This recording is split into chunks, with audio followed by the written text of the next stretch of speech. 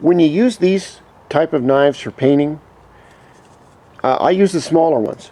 But one thing I really like about them is that when you take the blade all the way out and just use the tip right here, you can use the tip and get underneath little tiny pieces of tape and things like that, and flick the tape out so you can get a hand on it to pull it out. Or there's all kinds of uses that these flexible knives really help in painting. So don't break out your box knives or anything like that. Get your little flexible knives. You can buy them anywhere. You want to leave your paint out in the sun. Let it warm up before you're going to paint. We're not going to paint today, but this is one thing. You want to have your paint warmed up. You want to have your panels warmed up.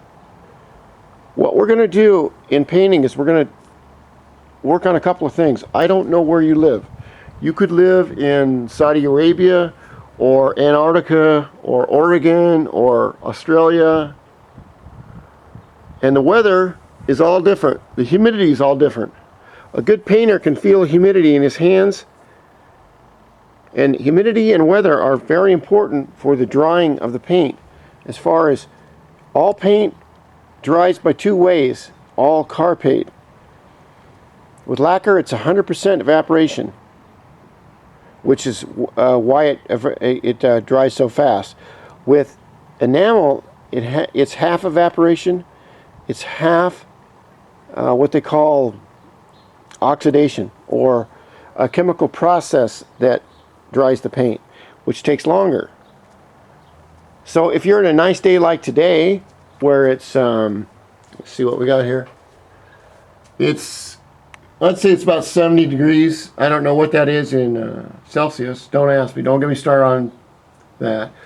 But 70 degrees, which is nice. It's also good, I would say about, I don't know, 80 degrees would be nice. It's windy here. There's not much humidity in the air. I can't feel any water. But with more water in the air, it takes longer for the water or the fluid to evaporate out of the paint, so you can't put as much on. You have to watch out. Now these are all little tricks that you're going to learn. You want to pick your color, take your panels off,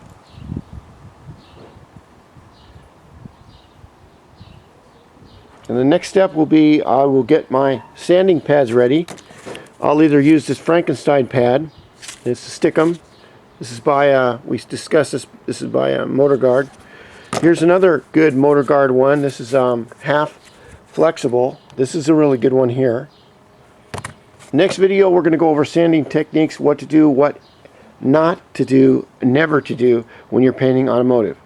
If you're painting houses or painting your cat or spray painting that fucking dog over there, let's get back to the subject. It's different than doing automotive. Automotive, there are certain rules you have got to follow.